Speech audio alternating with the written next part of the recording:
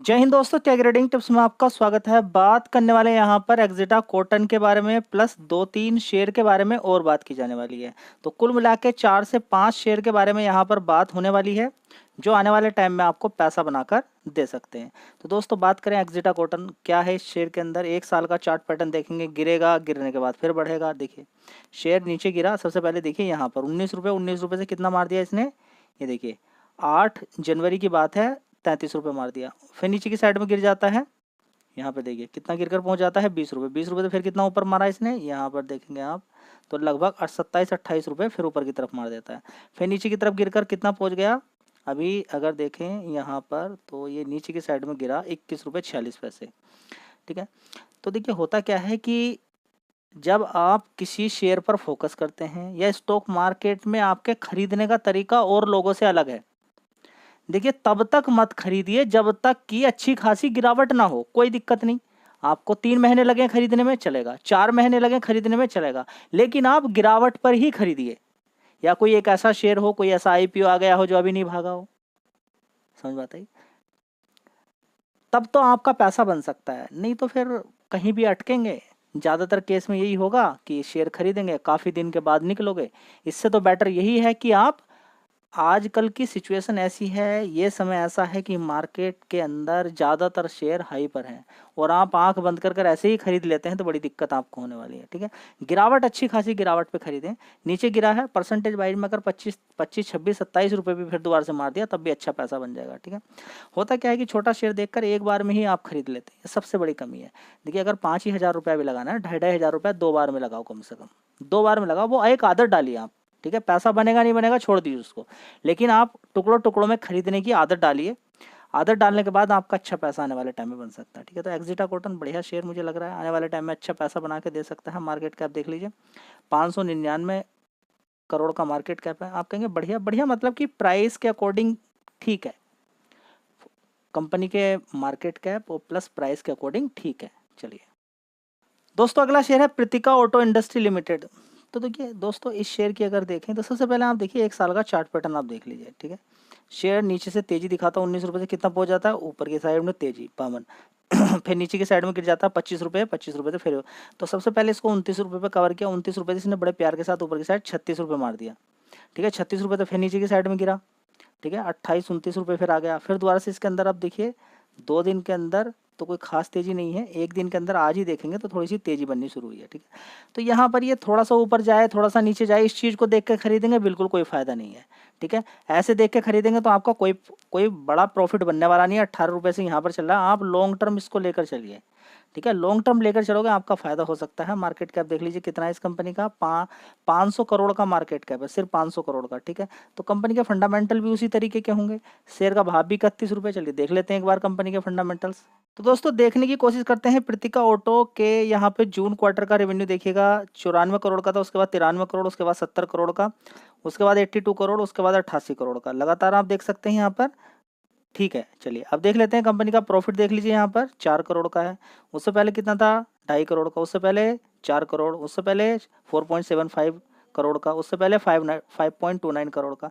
तो ठीक है, कंपनी के फंडामेंटल अकॉर्डिंगली अगर देखें तो चाहो तो शेयर पर फोकस कर सकते हो। याद रखिएगा कंपनी को अगर आप देखें तो थोड़ा सा सही तरीके से आपको देखना होगा। जल्दीबाजी बिल्कुल ना करें, जल्दीबाजी नहीं होनी चाहिए। लॉन्ग टर्म को लेकर चलेंगे क्योंकि अभी हाल फिलहाल में इसने अच्छा पैसा बना के दिया है, तो जल्दीबाजी बिल्कुल ना करें। ठीक है, जिसका लंबा विचार हो या फिर गिरावट पे खरीदने का विचार हो, फोकस कर सकते हैं। 2 तरीके हैं, या तो थोड़ा थोड़ा करके नीचे तक पैसा बना लीजिए, यहाँ से नीचे गिरे और गिर कर यहीं पर आ जाए तब भी पैसा बन जाएगा, या फिर भूल जाइए लंबे समय के लिए। और पैसा कौन सा लगाना है, जो कहीं से आपने कमाया। इन दोनों शेयर में वो पैसा लगना है जो कहीं से आपने प्रॉफिट से कमाया है, या फिर मूलधन भी लगाना चाहते हैं बिल्कुल कम। चलिए दोस्तों, अगला शेयर है गेल इंडिया। कभी भी डरना नहीं है इस शेयर से। जब भी कभी शेयर अच्छी खासी गिरावट पे दिखे, एसआईपी अपनी शुरू कर दीजिए, बस सबसे बेस्ट तरीका है। जब भी कभी बढ़िया कंपनी नीचे गिरती है, किसी से कुछ पूछना ही नहीं है, एसआईपी चालू कर दीजिए उसके अंदर। बड़ा एक नंबर की कंपनी है, आने वाले टाइम में अच्छा पैसा आपको बना के दे सकता है। 250-300 रुपये तक ये शेयर आने वाले टाइम में जा सकता है। तो चाहो तो इस शेयर पे फोकस कर सकते हो, लेकिन लंबे समय के लिए फोकस कीजिएगा। दोस्तों अगला शेयर है मन्नापुरम फाइनेंस। बड़े ही अट्रैक्टिव प्राइस पे चला, 250 रुपये के लिए शानदार तरीके से बैठा जा सकता है। लेकिन कोई शेयर डायरेक्टली आपके माइंड में ऐसा नहीं आना चाहिए कि ये तो अब भागता ही चला जाएगा, गिरेगा नहीं, पैसा आपका बनेगा लेकिन समय के अकॉर्डिंग, आपको पता भी नहीं चलेगा जब आपका पैसा बनेगा। इसलिए हमेशा गिरावट की पूरी प्रिपरेशन करके चलो और थोड़ा सा समय दीजिए। मुथूट फाइनेंस को देखिए कहाँ पर आज की डेट में बैठा हुआ है, ठीक है। इस शेयर की बात करें तो देखिए आने वाले टाइम में अच्छा पैसा ही आपको बना के दे सकता है। सबसे पहले देखिए इस कंपनी का मार्केट कैप कितना है, 17,000 करोड़ का मार्केट कैप है। और साथ ही कमाल की बात यहाँ पर देखिए इस कंपनी के अंदर कि ये शेयर लगातार धीरे धीरे धीरे धीरे करके ऊपर की तरफ भी भाग रहा है। 5 साल का चार्ट पैटर्न देखेंगे तो शेयर नीचे की साइड में गिरा, गिरने के बाद ऊपर की साइड में भागना शुरू हुआ। लेकिन ओवरऑल मिला के अगर हम देखते हैं तो ये शेयर अभी उतना नहीं भागा है जितना भागना चाहिए था। तो मेरी रिसर्च ये बोलती है कि आने वाले टाइम में शेयर आपको पैसा बना के दे सकता है।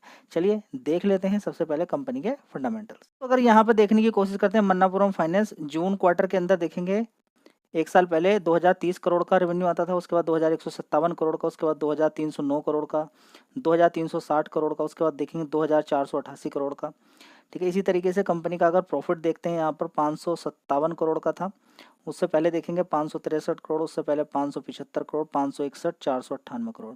और मिला के अगर देखें तो परफॉर्मेंस ठीक है, कोई खराब यहाँ पर लग नहीं रही है।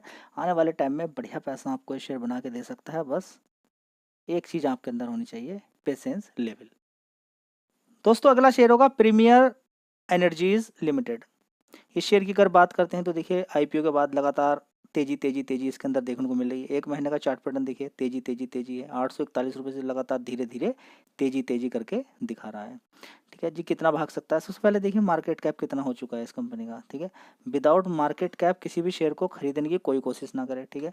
सबसे पहले देखिए कि तेजी कितनी बन चुकी है, आईपीओ का भाव कितना था, तो अच्छा खासा ऊपर ये भाग चुका है। अभी आप ये टाइम ये है कि इसके अंदर अभी आप टाइम दें, टाइम मतलब कि गिरावट अच्छी खासी हो जाए तब खरीदें तो अच्छा रहेगा। तो दोस्तों अगर देखें मार्केट कैप कंपनी का कितना है, 54,515 करोड़ का, ठीक है। करंट प्राइस देखेंगे 1,209 करोड़ का है। इसी तरीके से अगर हम यहाँ पर देखने की कोशिश करते हैं इस कंपनी का क्वार्टरली या फिर पूरा प्रॉफिट यहाँ पर देखेंगे तो आपको एक आइडिया मिल जाए कंपनी के अंदर कितनी जान है। 947 करोड़ का रेवेन्यू था, उसके बाद 701 करोड़ का, 743 करोड़, 1,429 करोड़, ठीक है, 3,144 करोड़। यही होता है, ये सारी चीज़ें शेयर को जंप कराती हैं।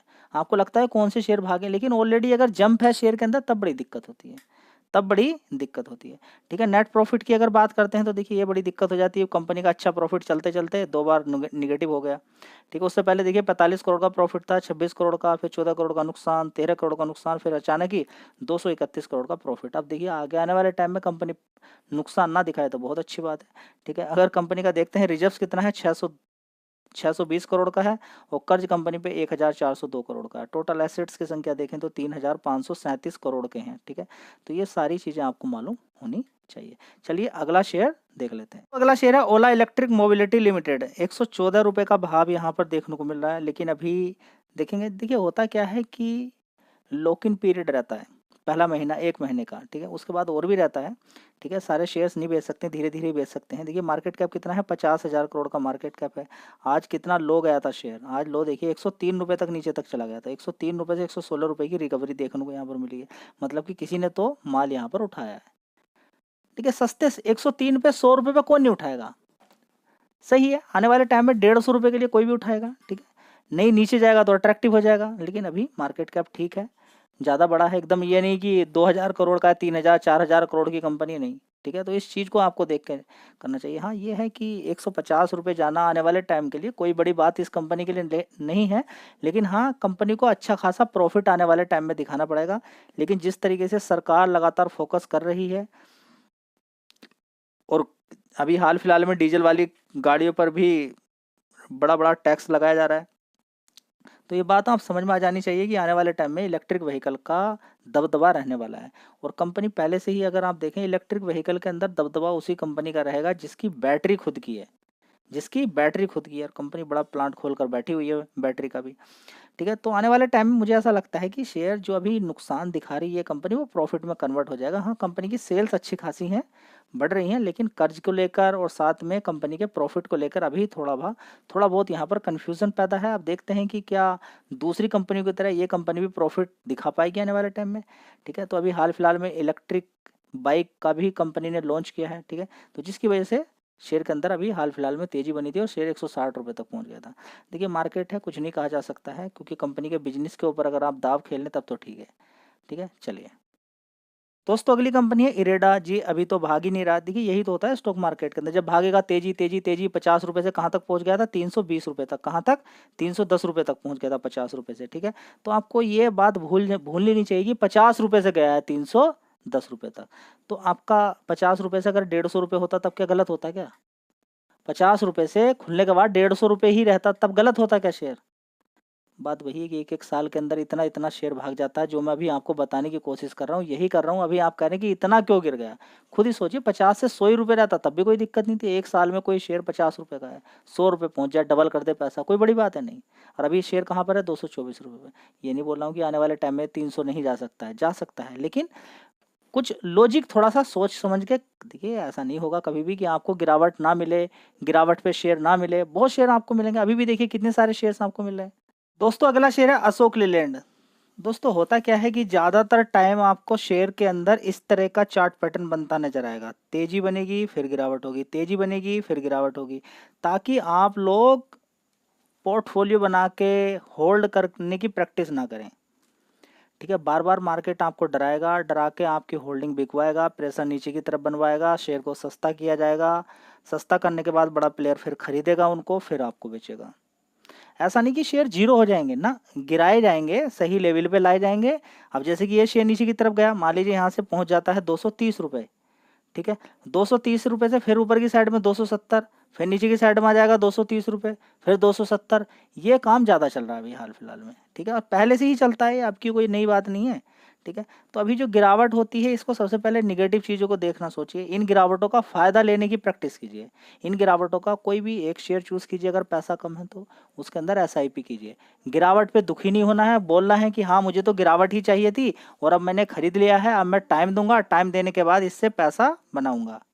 तो दोस्तों इस शेयर से पैसा कमाया जा सकता है और कई बार पैसा बन रहा है, कहीं जा नहीं रहा किसी का, कोई नुकसान के अंदर नहीं है। शेयर गिरता है, अच्छी बात है ये, लेकिन उसके लिए आपको एक अकाउंट लॉन्ग टर्म का रखना चाहिए, एक शॉर्ट टर्म का रखना चाहिए। अगर आपके पास एक ही अकाउंट है, दूसरा अकाउंट नहीं है, डिस्क्रिप्शन बॉक्स में लिंक दे देता हूं मैं, क्लिक करके अपना अकाउंट ओपन कर लीजिएगा। ठीक है, तो सारी बात आपको समझ में आ रही है, क्लियर हो गया कि पहले शेयर गिरेगा बढ़ेगा, गिरेगा बढ़ेगा, शॉर्ट टर्म में काम चलेगा, शेयर डेली भागना शुरू करेगा। इस लॉजिक को अगर आप समझ जाए तो सारी सारी दिक्कतें दूर हो जाएंगी। अगर शेयर डेली भागने लगा तो शेयर न जाने कहाँ पर पहुंच जाएगा, सारा खेल ही खत्म हो जाएगा। डेली का जो स्टॉक मार्केट के अंदर रहता ना, इंट्राडे ऊपर नीचे, शेयर का गिरना बढ़ना, वो सब खत्म हो जाएगा।